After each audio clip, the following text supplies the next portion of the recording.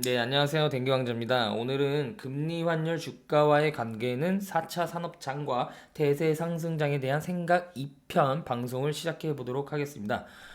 본편에 앞서 1편을 꼭 먼저 시청해 주시면 더 감사하겠습니다. 그래서 오늘은 가치 투자의 시황은 정말 중요할까? 네, 이런 의문에 대한 제 생각을 말씀드리고요. 설비 투자 사이클에 대한 대세 상승장은 과연 언제 올 것인가에 대해서 한번 같이 이야기해 보는 시간을 가지도록 하겠습니다. 네, 본 제목은요. 시황에 투자하지 말고 기업에 투자하자. 네, 이런 제목으로 잡아봤고요. 우리가 흔히 이제 투자를 하면서 이제 정보를 찾는다고 하죠. 네, 정보를 찾는다고 하면서 증권 뉴스를 보게 됩니다.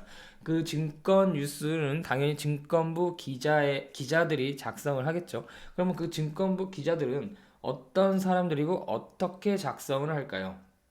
일단 대부분이 받아 쓰는 기사입니다. 그러니까 대부분 대학을 갓 졸업하고 나이가 대부분 어리면서 뭐 기업의 공시가 나거나 아니면 증권사의 애널리스트들이 작성한 레포트를 바탕으로 이렇게 누구누구가 이렇게 말했습니다. 그리고 어떤 기업에는 공시가 뭐 이렇게 나왔습니다. 라는 기본적인 기조를 가지고 있고요.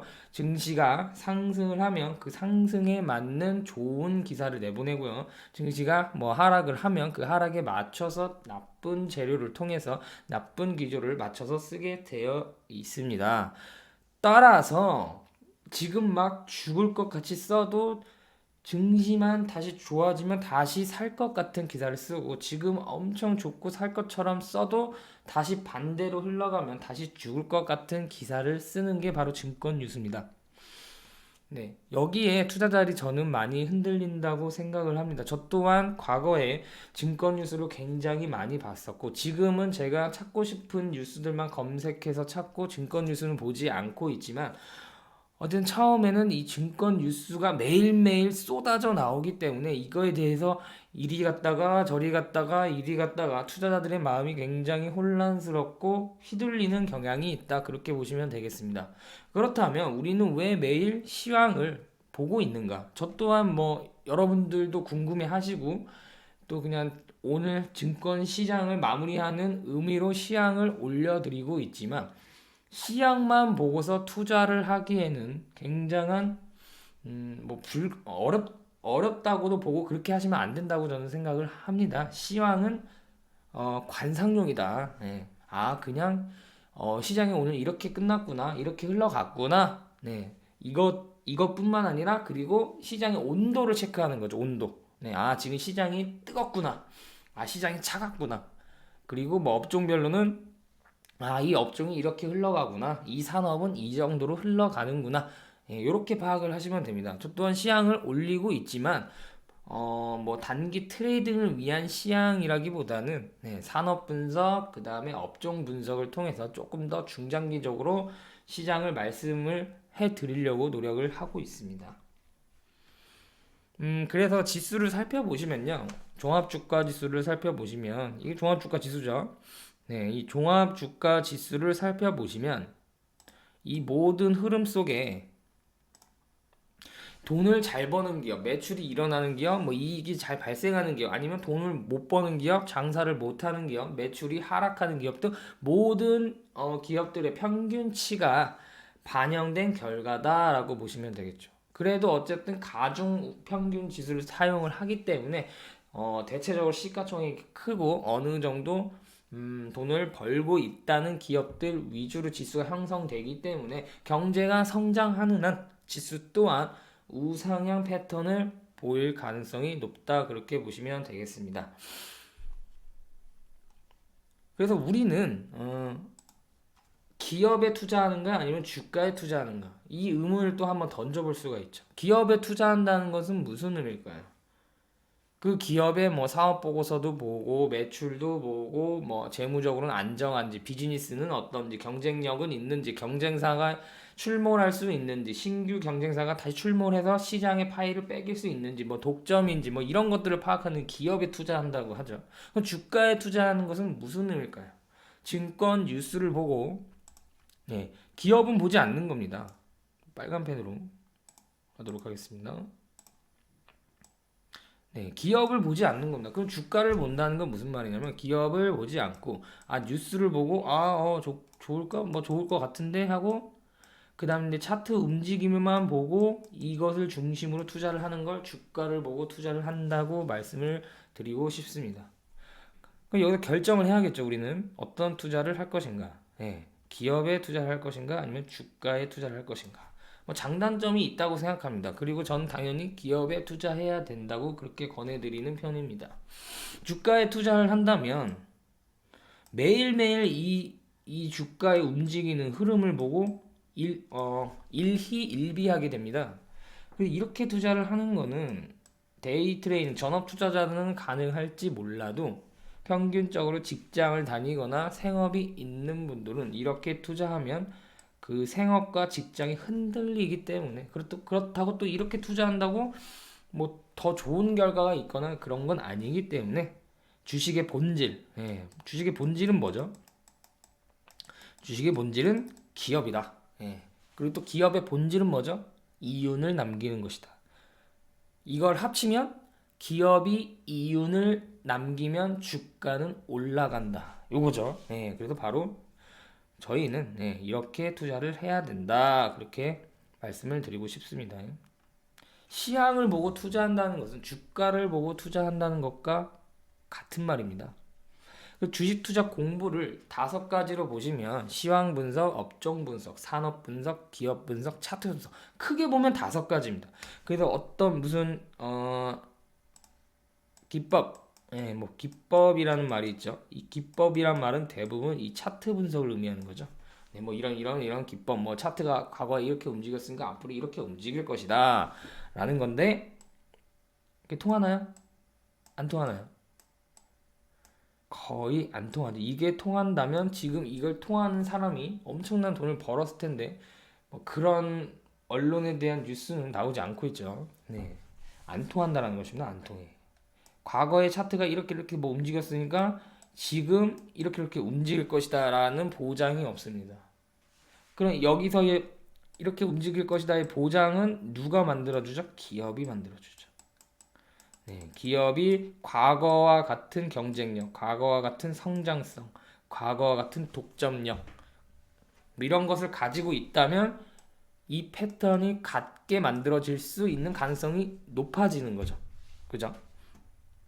이제 1번부터 살펴보시면 시황 분석은 주로 전업 투자자들, 데이트러는 반드시 해야 되는 거겠죠. 시황 분석 반드시 필요하겠죠.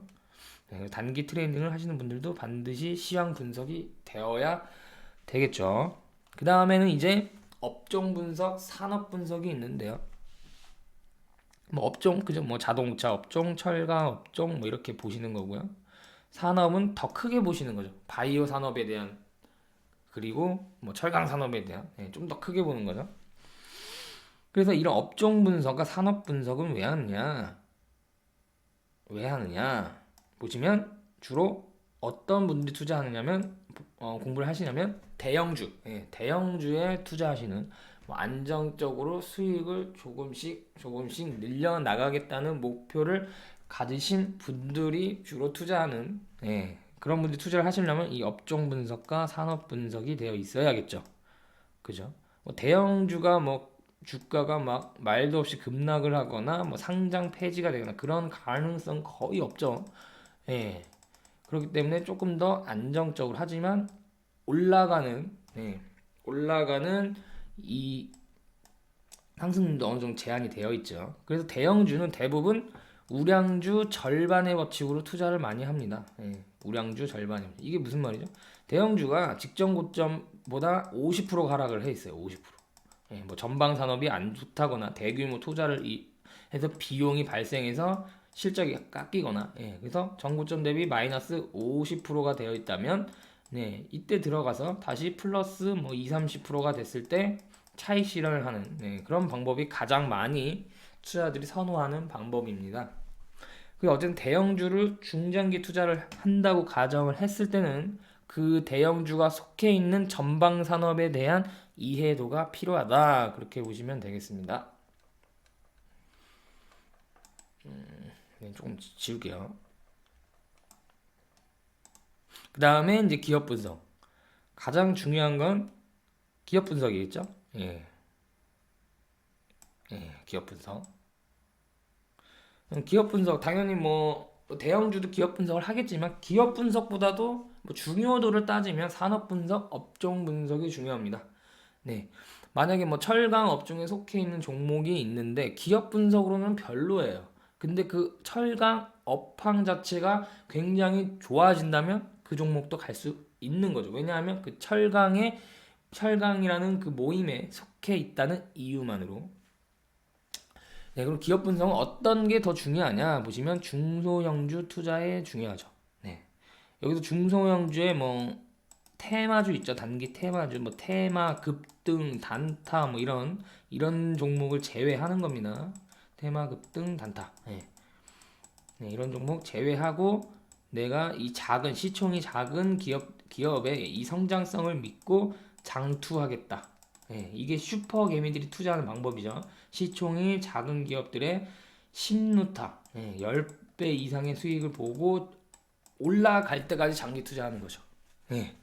그래서 그런 투자를 하려면 당연히 기업 분석이 가장 중요하죠. 어쩌면 이 투자의 가장 중요 비중을 따지면 거의 99%가 기업 분석에 들어가는 비중이겠죠. 그래서 네, 장기 그리고 슈퍼개미들이 하는 투자 방법이다 라는 것입니다. 그냥 차트 분석은 뭐 대형주를 투자하든 뭐 중소형주를 투자하든 단타를 하든 중타를 하든 장타를 하든 네, 차트는 아마 보실 겁니다. 네, 다 보실 겁니다. 근데 방법이 조금 다르죠. 만약에 중장기 투자를 하시는 분들은 그냥 뭐 주가 흐름이 이렇게 흘러가고 있구나 하고 관상용으로 많이 보십니다. 관상용으로. 네, 이걸로 뭐 차트 기법을 통해서 이렇게 한다는 게 아니라 주가가 뭐 이런 식으로 가고 있구나. 주가는 크게 보면 세 가지죠.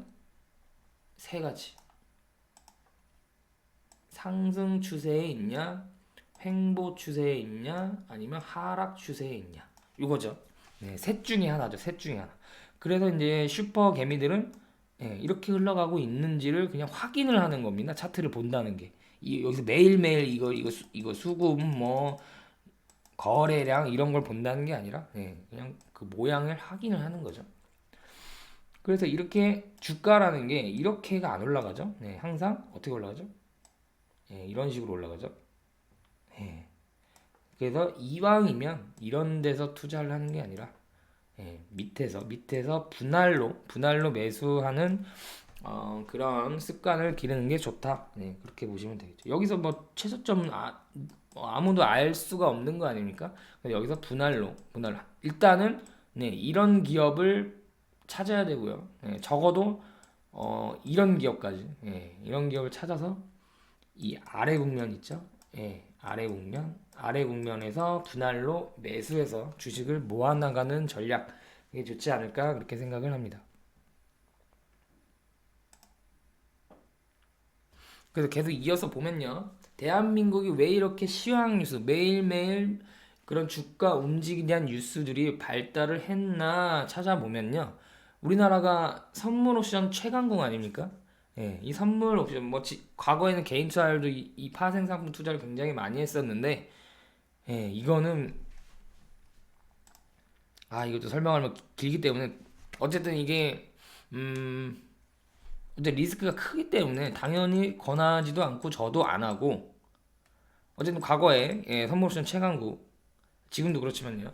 대한민국이 선물 옵션을 하기 위해서는 이 시황 뉴스가 굉장히 많이 발달을 해야죠. 만약에 주가가 하락한다고 쳐도 만약에 인버스를 사면 이만큼 하락을 하든 이만큼 하락을 하든 수익이 나는 거 아닙니까? 만약에 주가가 하락을 한다고 하면. 근데 만약에 이 선물 옵션을 통해서 이렇게 하락에 베팅을 해도 정확한 하락을 맞춰야 됩니다. 정확한 하락을 맞추지 않으면 안 되기 때문에 매일매일 시향 체크가 중요하죠. 뭐 트럼프가 어떻게 됐고, 뭐 시진핑이 어떻게 되고, 브렉시트가 어떻게 되고, 셧다운이 어떻게 되고, 외국인의 수급이 어떻게 되고, 그 다음에 뭐 미국 야간 선물이 어떻게 되고, 해외 시장이 어떻게 되고, 이런 모든 것들을 파악을 하고 있어야겠죠. 그래서 이제 시황 뉴스가 많이 발달했다고 저는 생각을 합니다. 어쨌든 지금 주식 시장을 다시 한번 살펴보면 핵심은 뭐죠? 네, 이것만 기억하시면 되죠. 영업 가치는 인정받지 못하고 현재 자산 가치만 인정받고 있는 자산 가치 수준에서 평가를 받고 있는 상황이다. 따라서 한국 시장의 자존심이 굉장히 많이 구겨진 그런 상황이다라고 말씀을 드렸습니다. 그래서 현재 PBR 가치가 1배가 안 되는 수준인데 그 1배가 안 되는 대략 0.8 수준에서 왔다리 갔다리 했던 구간을 살펴보니까 2003년 이라크 전쟁 당시가 그랬고요. 그 다음에 이제 2008년 금융위기 당시가 0.8배에서 왔다 갔다 했고요. 그 다음에 2016년 경기 침체와 뭐 저성장 이런 이슈가 나오면서 그때도 PBR 0.8 그때는 조금 더 높았죠. 미수준. 그리고 지금 현재 2018년에도 그와 똑같은 수준에 있기 때문에 지금 과정에서는 증시 자체가 굉장히 저평가 구간에 있다라고 보시면 되겠습니다. 근데 여기서 더 지금 떨어진다고 하더라도 또 떨어져도 또 금방 반등할 수 있는 그런 구간이다. 그렇게 보시면 되겠습니다. 그래서 10월 이후 3개월 동안 이제 증시 자체가 대세 하락을 한다는 그런 전문가들의 의견이 많았습니다. 사실 왜 그런 전망을 했는지는 모르겠지만 어쨌든 이런 전망 자체는 맞을 수도 있고 틀릴 수도 있고 그 전에 맞았던 사람들이라고 하더라도 그 다음 전망은 틀릴 수도 있고 그 전에 전망이 틀렸다고 하더라도 그 다음번에 또 맞을 수도 있고 되게 이게 뭐 정답이 없지 않습니까? 그래서 이런 부분들은 참고만 하시면 좋겠다. 참고를 하시고 자산가치 평가, 영업가치 평가, 이 평가 수준을 비교했을 때 지금 구간이 어느 구간에 속해 있는지 그 정도만 파악을 하시면 이 어마어마한 방대한 정보를 굳이 스트레스를 받아가면서 내 머릿속에 주입할 필요가 있겠느냐라는 생각은 하고 있습니다. 그 지수가 오른다 아니다. 둘 중에 한 분은 두 개 중에 하나는 맞추겠죠. 50%의 확률이니까. 근데 그런 점쟁이적인 예언가는 필요 없다라는 것입니다. 그러거나 말거나죠. 네. 하지만 그들의 상황을 또 이해를 하지 못하는 건 아니죠. 네. 그들은 직업이 그쪽이기 때문에 매일매일 어떤 말이라도 해야죠. 네. 매일매일 주가의 오르락 내리락에 대해서 항상 말을 해야 되기 때문에 그런 거를 충분히 이해를 하고 시황을 살펴보시는 것이 좋겠다라고 생각을 합니다. 그래서 주가가 싸다는 것은 무언가 안 좋은 이야기가 들려서 어떤 우려감 때문에 주가가 싸지는 거겠죠. 그렇죠? 그 주가가 하락을 하면 이게 불안한 종목이지. 내가 어떤 종목을 샀는데 주가가 하락하면 엄청 불안해요. 막 심리적으로 감당을 하지 못하겠어요. 그런 종목이 있고요. 주가가 하락을 하면 더 사고 싶은 종목이 있으실 겁니다. 네. 그 주가가 하락을 하면 불안한 이유는 내가 남의 이야기를 듣고 샀으면 거의 다 불안해 하십니다. 왜냐하면 내가 그 종목에 대해서 제대로 알지 못하기 때문에 모르면 당연히 모르는 것 속에서 불안감이 생길 수밖에 없겠죠. 네. 그래서 기업 분석이 저는 엄청 중요하다. 그 주가는 언제 매도를 해야 되는가? 뭐 이동평균선을 이탈해서 매도를 하는 게 아니라 내가 처음에 분석한 그 방향대로 기업이 가지 않을 때 그때 매도를 하는 게 맞겠죠. 그럼 작년 하반기에 왜 한국 증시는 싸졌는가? 왜 싸졌는가? 보시면 여러분 다 아시겠지만 두 개죠. 금리 인상에 대한 속도 조절 그리고 미중 간의 무역 협상에 대한 우려감들이 발생을 하면서 신흥국 증시, 특히 한국 증시가 더 큰 하락을 보여왔습니다. 여기까지 설명을 드렸죠. 그래서 2000포인트 근처일 때는 주식을 내던질 때가 아니라 그 위에서 매수를 하신 분들도 적립식 투자를 하시거나 그렇게 보유를 하고 추가 매수를 할 시점이지 던질 시점은 아니다. 그렇게 말씀을 드렸습니다. 그래서 아까 설명한 것처럼 주식 투자 공부 방법에는 시장 분석, 산업 분석, 뭐 업종 분석 이렇게 있고요. 전업 투자자들이 주로 시장 분석, 차트 분석을 한다. 예. 그렇기 때문에 개인 투자자들이 여기에 지금 모든 금융 시스템이 포커스가 맞춰져 있더라도 그렇게 따라갈 필요가 없다라는 겁니다. 기업 분석, 기업 분석이 가장 중요하다. 결국 주식은 기업에 투자하는 것이지 시장에 투자하는 것은 아니다. 그렇게 보시면 되겠습니다. 대형주 투자, 대형주가 이게 정고점 대비 절반 가격에 빠졌을 때 이때 들어와서 다시 적정 주가로 회복을 할 때 매도하는 그런 대형주 우량주 절반의 법칙 투자 방법이 있죠. 근데 제 친구도 보면 그냥 우량주라고 해서 사서 묻어놓고 장기 투자를 한다고 하는데 그건 저는 잘못된 방법이라고 생각을 합니다. 우량주의 기준이 또 다를 수가 있죠. 대부분이 생각하는 우량주의 기준은 대기업인 것 같아요. 그래서 우리가 흔히 알고 있는 유명한 그런 대기업들의 주식을 사서 장기 투자를 한다. 그러면 생각보다 조금 아쉬운 투자가 될 수가 있습니다. 왜냐하면 현재 우량주 중에서도 대기업들이죠. 대기업 주가가 크게 봤을 때 거의 횡보를 하고 있습니다. 횡보를 하다가 대세 상승장이 왔을 때 쫙 업그레이드하고 다시 횡보하고 대세 상승장이 왔을 때 다시 이렇게 가는 이런 흐름의 패턴은 굉장히 많이 보이거든요. 근데 대세 상승장이 보통 20년 주기로 온다고 가정을 했을 때 20년 동안 횡보를 한다는 거거든요. 그래서 만약에 이 횡보 위치에서 위에서 잡아버리면 10년이 지나고 뭐 15년이 지나도 주가가 회복이 안 되는 거죠. 그쵸? 대형주가 대부분 경기 민감주가 많이 속해 있기 때문에 세계 경기가 이렇게 업사이클이 와야 주가가 한 단계가 업그레이드가 할 수 있는데 그럼 그 전까지는 어떻게 움직이냐? 횡보하는 것도 대단한 거죠. 이 횡보를 한다는 것은 이 기간이 대세상승장이 끝난 기간이기 때문에 무슨 기간이죠? 경기 하강 국면이죠. 대세상승장이 끝났기 때문에 하강 국면. 이 하강 국면에 주가가 빠지지 않고 횡보를 했다는 것은 그만큼 기업의 경쟁력이 있기 때문에 어느 정도 버티고 있다라는 거죠. 그럼 이때는 어떤 재료들로 움직이냐? 유가, 그다고 환율, 그다고 뭐 금리, 뭐 이런 요소로 뭐 50% 100% 올랐다가 또 50% 100% 빠지고 또 50% 100% 올랐다가 또 50% 100% 빠지고 이런 횡보를 이제 하죠. 그래서 우량주 절반의 법칙으로 투자하시는 분들은 이런 횡보장에서 아래에서 받아서 이런 위에서 파는 그런 전략을 추구하는데 그래서 이제 어떤 분들은 또 그러죠. 박스권 장세가 오히려 낫다. 왜냐하면 이거는 훨씬 대세 상승장에 오면 많은 사람들이 수익을 얻을 것 같아도 그렇지가 않습니다.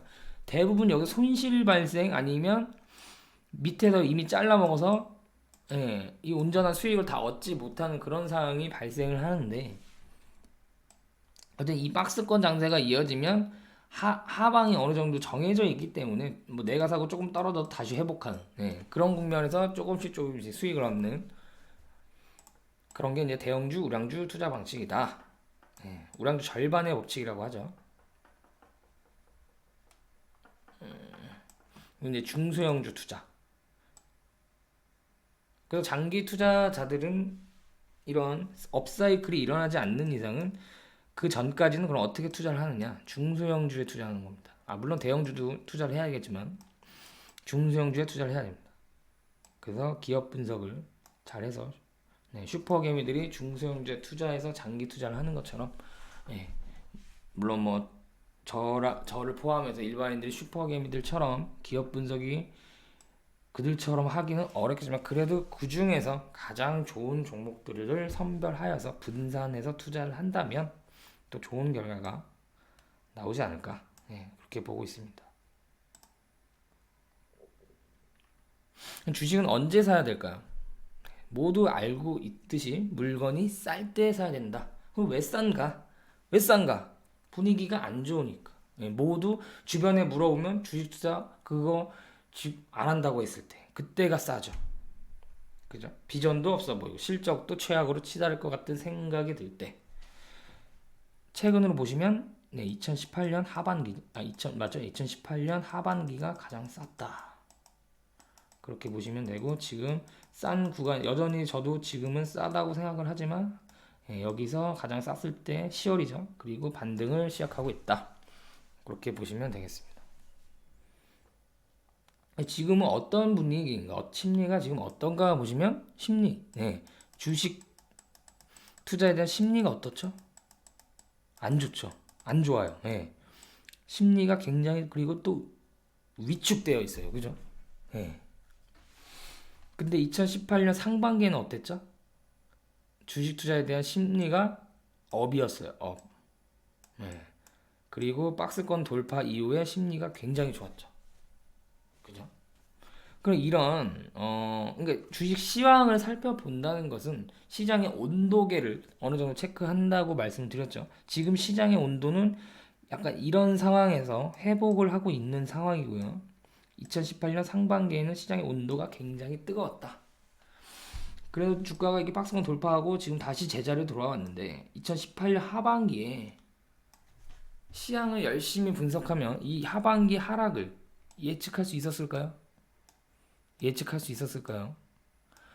물론 뭐 예측할 수 있다고 얘기하시는 분들도 계시겠지만 이 증시의 상승과 하락은 아니 세계 최고의 유명한 펀드 매니저 뭐 피터 린치, 워렌 버핏 뭐 이런 분들도 예측이 어렵다고 했는데 예, 이게 예측이 쉽고 가능하다고 얘기하는 것은 무슨 뭘까요 이거? 예, 전 예측 못한다고 생각을 합니다. 예, 슈퍼 개미들도 보면 이 예측 못합니다. 그냥 받는 거예요 이것도. 예, 그들은 시향을 또 안 보기 때문에 이거를 예측해서 투자한다기보다는 그냥 파악을 하는 겁니다. 지금 시장 자체가 이렇구나. 이렇게 흘러가고 있구나. 이 정도로 파악을 해야지. 여기서 예측을 해서 여기서 여기까지 하락을 한다고 생각하고 인버스에 풀베팅을 한다? 아, 쉽지 않다고 생각합니다. 앞으로도 이런 강세와 약세 흐름은 반복될 것이다. 근데 이 강세와 흐름을 정확하게 예측을 한다? 저는 어렵다고 봐요. 거의 불가능하다고 봅니다. 그러면 어떻게 해야 되느냐? 어떻게 해야 되느냐? 어느 정도 대충이라도 시장의 온도를 파악을 한 다음에 기업을 믿고 투자를 해야 된다. 예. 기업을 믿고 투자해야 된다. 예. 그래서 기업을 믿고 투자하는데 시장이 이렇게 빠지면 좋은 기업들도 시장에 오염이 돼서 같이 빠질 때가 있을 겁니다. 그러면 이제 항상 1년에 두세 번은 시장에 큰 조정이 온다고 가정을 했을 때 현금을 모아놔서 이렇게 시장에 감염돼서 빠졌을 때 좋은 기업들을 추가 매수할 수 있는 그런 전략으로 가는 게 좋다. 저는 그렇게 생각을 합니다. 자, 시황에 대한 말씀 드렸고요. 그래서 한마디로 정리하면 시황에 너무 올인하지 말자. 시황은 그냥 시장의 온도를 체크하는 정도, 그 다음에 업종별로, 산업별로 어떤 흐름을 지금 현재 보이고 있는지, 예, 그 정도만 파악을 해주시면 될 것 같습니다. 그 다음에 이제 설비 투자 사이클인데요. 이 대세 상승을 일으키는 요인들은 결국 사이클인데 경기 사이클이라고 하죠. 경기 사이클 중에는 뭐 설비 투자 사이클, 한센 사이클, 뭐 건설 사이클, 주글라 사이클 뭐 여러 가지 사이클들이 있는데 가장 핵심은 저는 설비 투자 사이클이다 그렇게 보고 있습니다. 보통 이 설비 투자 사이클이 일어나는 연도를 보면요 대략 17년에서 20년 사이클로 움직이는 것 같습니다. 그래서 2007년, 2003년은 거의 뭐 힘들었고요. 대략 2005년에서 2011년 네, 이때까지가 이제 설비 투자 사이클, 건설 사이클, 한센 사이클 이런 사이클들이 상승하면서 경기 초호황 국면이었다 그렇게 보시면 되겠습니다. 아니 이거 2008년 금융위기가 이건 갑자기 온 거라고 생각합니다. 갑자기 왔어요. 이게 갑자기 왜 와? 이 좋은 흐름 속에서. 네, 그래도 느닷없이 내려갔다가 바로 반등을 했죠. 예. 그러니까 어쨌든 2005년에서 2011년 정도 그 사이클이라고 보시면 되겠습니다. 그리고 여기서 그 다음 사이클은 언제 올 것이냐 보시면 그냥 플러스 17에서 20을 해볼까요? 여기서 17에서 20을 해보면 2000 대략 뭐 2023년인가요? 예, 2023년에서 17 그리고 17 그럼 2028년이네요. 예, 2023년에서 2028년 아니면 뭐 2025년에서 또 뭐 2030년이 될 수도 있고요. 예, 정확한 연도는 저도 잘 모르겠습니다. 예, 그거는 이제 그 시장 상황, 경제 상황, 여러 가지 유기적인 상황에 따라서 연도는 1, 2년, 뭐 3, 4년 더 차이가 날 수는 있겠죠. 어쨌든 이 사이클이 2020년대 중후반에는 도입이 될 것이다. 이건 오느냐 안 오느냐. 예, 이건 90% 이상 옵니다. 예, 정확한 시점을 몰라서 그렇지 반드시 오게 되어 있습니다. 이 사이클 자체는. 왜냐하면 그 전에 설비 투자를 해놓은 곳들이 이거를 뭐 평생 쓸 수가 없지 않습니까? 설비들을. 예, 설비가 노후화가 되는데요. 예, 이거 평생 쓴다? 아니죠. 이 교체 주기가 바로 17년에서 20년이라는 겁니다.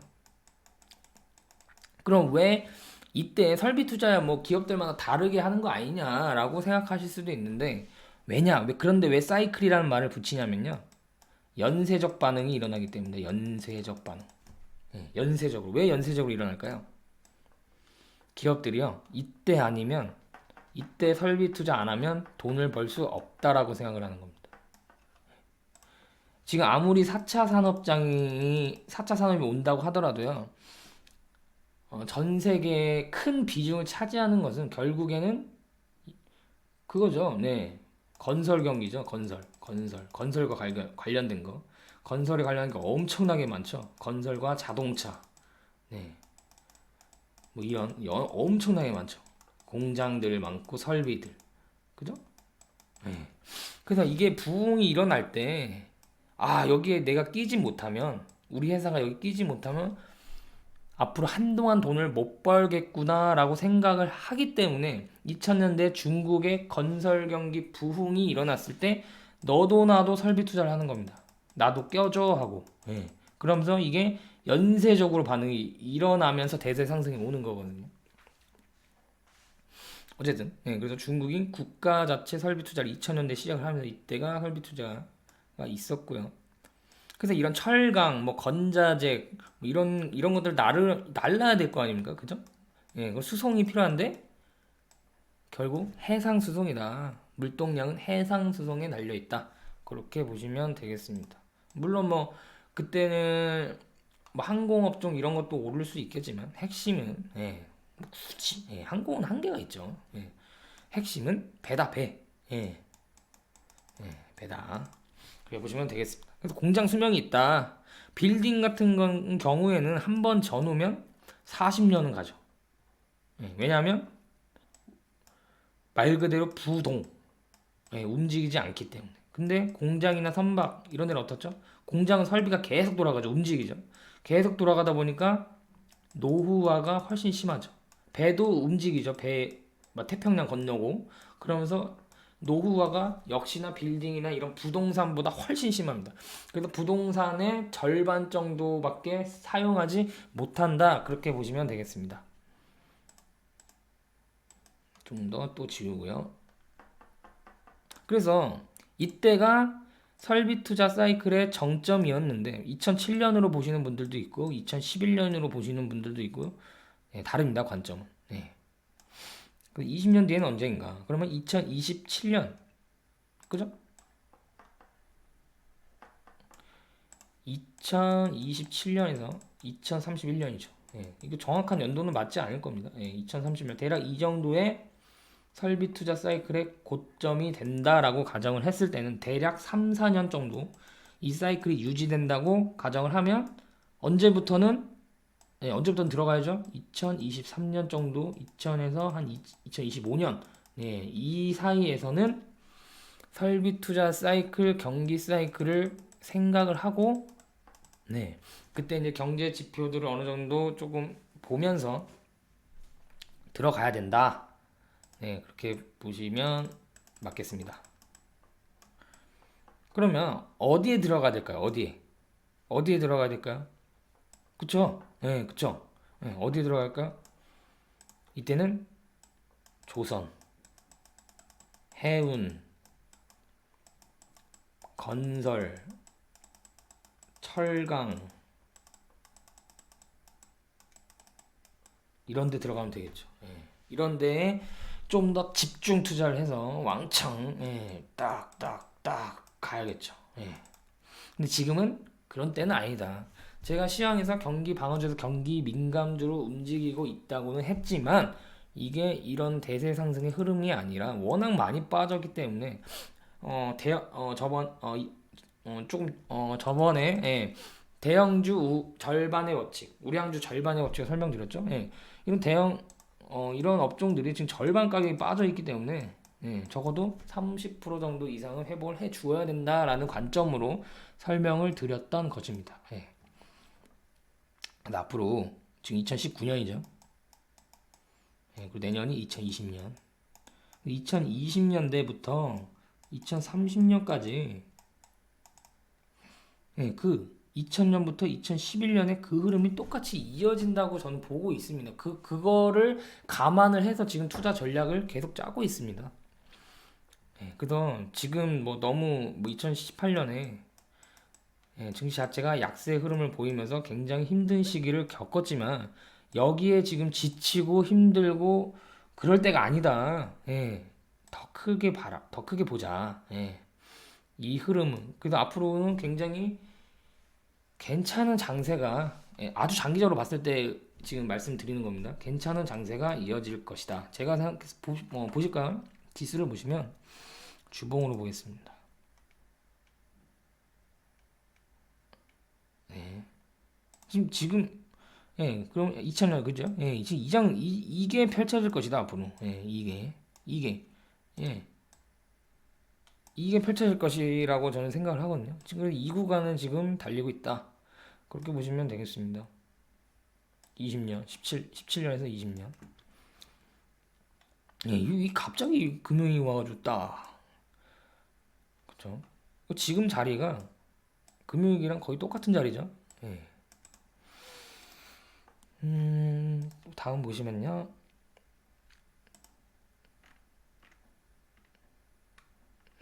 또 시간이 또 많이 지났네요. 조금만 더 하고 끝내겠습니다. 전문가들이 앞으로 경기가 좋다더라, 나쁘다더라, 뭐 여러 전망들을 하겠죠. 근데 그런 말에 휘둘리지 마시고 상식적으로 생각을 해보자는 크게 봐, 상식적으로, 상식적으로 설비 투자 사이클이 가장 큰 사이클인데 이 사이클이 와야 대세 상승장이 올 수 있는데 과거를 보면 2005년부터 2011년까지가 대세 상승 설비 투자 사이클의 흐름이었는데 그때 설비 투자를 해놓은 기업들의 설비들이 17년, 20년이 지나면 노후화가 되기 때문에 그때 다시 본격적으로 설비를 바꾸는 작업들이 진행이 될 거다. 그 흐름이 바로 2025년부터 2031년 그 사이 안에 일어날 가능성이 높다. 그렇게 보시면 되겠고요. 그래서 그때가 만약 고점이 이루어진다면 2020년 초중반에는 이런 조선, 해운, 건설, 철강 같은 업종들에 투자를 해야 된다. 이때는 진짜 이런 뭐 트레이딩이 아니라 장기 투자를 해서 3, 4년 장기 투자를 해서 엉덩이로 깔고 앉는 투자를 해야 된다. 그렇게 보시면 되겠습니다. 근데 지금은 경기 민감 업종들이 작년 하반기에 미중 간의 무역 협상, 금리 인상 속도 조절 등으로 인해서 상당히 많이 거의 절반 가격으로 하락을 해 있는 상황이기 때문에 거기서 반등 20% 30%는 충분히 반등을 해야 된다라는 가정 하에 경기 민감 주들의 최근 흐름이 좋을 것이다라고 말씀을 드린 거고요. 절대 뭐 대세 상승장으로 가는 초입 구간이다. 그런 의미는 절대 아니라는 점을 다시 한번 강조를 드리겠습니다. 아까 설명드린 것처럼 한꺼번에 이루어진다. 한꺼번에. 지금 아니면 돈을 못 벌 것 같다는 생각에 연쇄적 투자가 이루어진다는 것을 감안을 하시면 되겠습니다. 연쇄적 설비 투자. 이때 아니면 못 벌 것 같다. 그래서 2011년 이후 다시 주가를 증시를 보시면 여기서 설비 투자가 다 끝났죠. 설비 끝. 설비 끝이 나고 재료 모멘텀으로 이때 유럽위기 딱 터지면서 끝났습니다. 그리고 2011년부터 이때는 반도체 업황의 특수 호황으로 인해 잠깐 상승했다 다시 내려왔죠. 그래서 보시면 지금 2011년부터 다시 지우고 좀 갈게요. 이때 설비 투자를 다 해놨기 때문에 이제 경기가 어쩌면 여기서 꺾이는 것은 어쩌면 당연하다. 예, 여기서 뭐 이제는 어렵다 하지만 이건 당연히 지금 꺾이는 건 당연하다. 예, 당연한 구간이었는데 한국 증시가 그나마 박스권을 버틴 거는 정말 선방했다. 저는 그렇게 생각을 하고 있습니다. 신흥국 지수들이 이렇게 하락을 많이 했었거든요.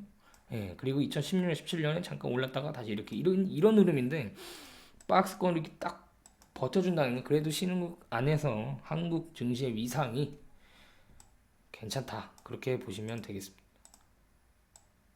근데 여기 2011년부터 10년, 2021년까지는 뭐 별로 그닥 좋은 지금도 뭐 어느 정도 박스권을 예상을 하고 있는데 그닥 그렇게 증시 자체가 좋은 흐름을 보이지는 않을 것이다. 그렇게 보고 있습니다.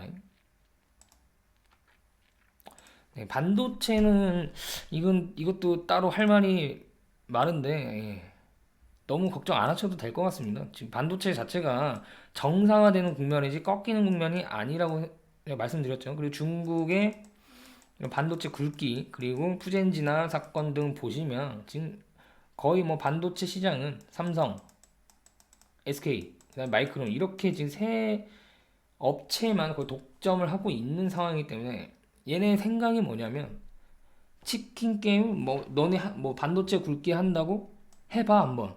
우리가 어떻게 나오나. 절대 못할 거라는 생각을 갖고 있습니다. 그래서 계속 공격하는 겁니다. 못합니다 절대로. 자본만 있다고 할 수 있는 부분이 아니고 이걸 계속 적자를 감내하면서 중국이 기술 우위를 보고 있는 이 반도체 산업을 뚫고 나오겠다 싶지 않을걸요. 그래서 어쨌든 여기서 중국이 굴복하고 반도체 굴복이 끝내면 다시 흐름 자체가 상승 사이클을 보일 수 있다. 그렇게 설명을 드리겠습니다. 이거 설명드렸고, 이때부터는 진짜 장기 투자 하셔야 됩니다. 저도 할 거고요.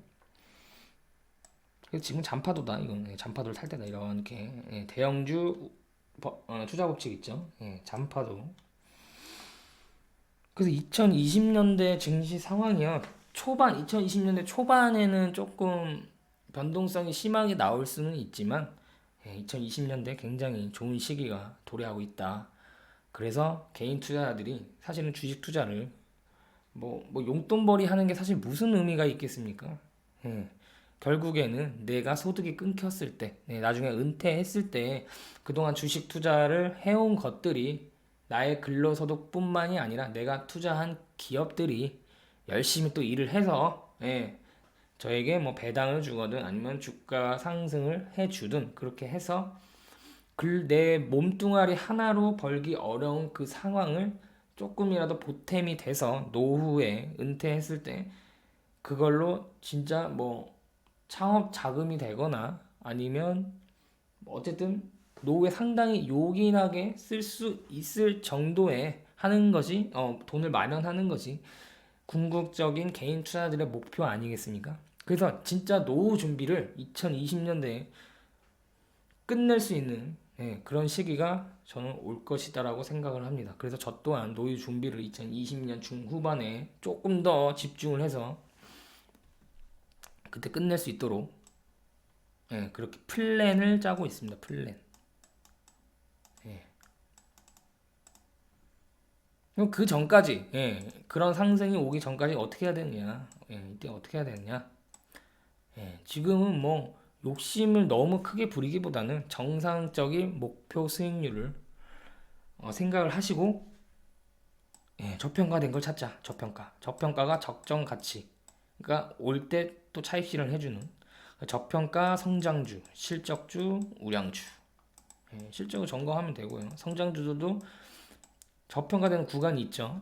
그런 종목들에 분산 투자를 해서 포트폴리오 만든 다음에 투자를 해서 뭐 연간 한 10에서 15% 정도, 그 정도 목표 수익률 가지고 대세 상승 전까지 조금씩 불려서 이때 더 큰 돈을 투입할 수 있는 그런 전략으로 가면 좋지 않을까. 저는 그렇게 이제 할 생각을 가지고 있거든요.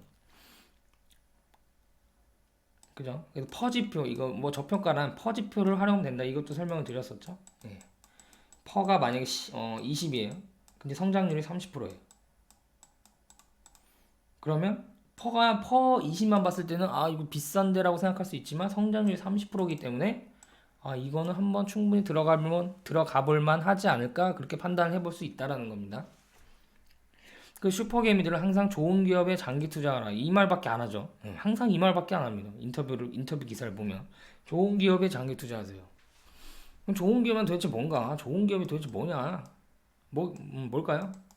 뭘까요? 돈을 꾸준히 잘 벌고 있는 기업이거나 지금은 못 벌어도 이제부터 돈을 벌 기업이거나 여기 항상 써놓죠 제가 돈 잘 버는 기업, 돈 잘 벌 기업 이런 걸 계속 찾아 나가는 겁니다. 찾아 나가는 겁니다. 그래서 아 나는 뭐 일도 바쁘고 뭐 이런 기업 못 찾겠다, 못 찾겠다 그러시는 분들도 계시겠죠. 그래서 제가 유튜브를 통해서 어, 뭐 종목 추천이라기보다는 그런 기업들을 좀 추려와서 같이 한번 기업 분석을 해보는 그런 코너도 한번 마련해 볼 생각입니다. 절대 오로지 차트만 보고 투자해서는 안 된다. 차트도 봐야 되지만 차트만 보고 투자해서는 안 된다. 단타는 절대 안 되고요. 그래서 이게 대세 상승이 만약 2031년 끝났어요. 그럼 그 이후에는 어떤 장세가 펼쳐질까요?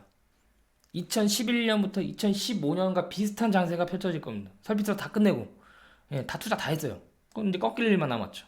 그때는 물론 그때도 올라가는 주식이 있겠죠. 2011년부터 15년까지 보시면 뭐 인바디, 메디톡스, 셀바이오텍 이런 종목이 10배, 20배 갔죠. 그런 종목이 나오겠지만 증시 자체로는 꺾이는 과정이다. 그래서 이 상승이 끝났을 때는 주식 투자를 쉬는 것도 한 방법이다. 저는 그렇게 생각을 합니다. 그래서요, 지금 엄청 장기적인 시황과 전략을 얘기를 드리고 있는데, 본 게임은 아직 시작도 안 했죠. 본 게임이 아직 남아있다. 남아있다라는 거. 그래서 2018 하반기 증시 급락이 굉장히 컸습니다. 이거 사실 금융위기만큼의 하락률을 보인 거거든요. 근데 여기에 너무 지금 지치지 마시고요. 이제 최악의 순간 지나갔습니다. 최악의 순간 지나갔으니까요. 조금 더 힘을 내셔서 앞으로 다가올 좋은 장세 속에서 그런 것들을 조금씩 준비해 나가는 그런 과정으로 생각을 하셨으면 좋겠습니다. 그쵸? 이때는 이런 저평가, 우량주, 저평가, 뭐 성장주 이런 것보다는 경기 민감주에 집중 장기 투자, 엉덩이 투자 해야겠죠. 엉덩이. 그래도 아까도 설명드린 것처럼 잔파도에 투자, 경기 민감주는 지금 잔파도에 투자를 해야 될 때다. 그렇게 보고 있습니다.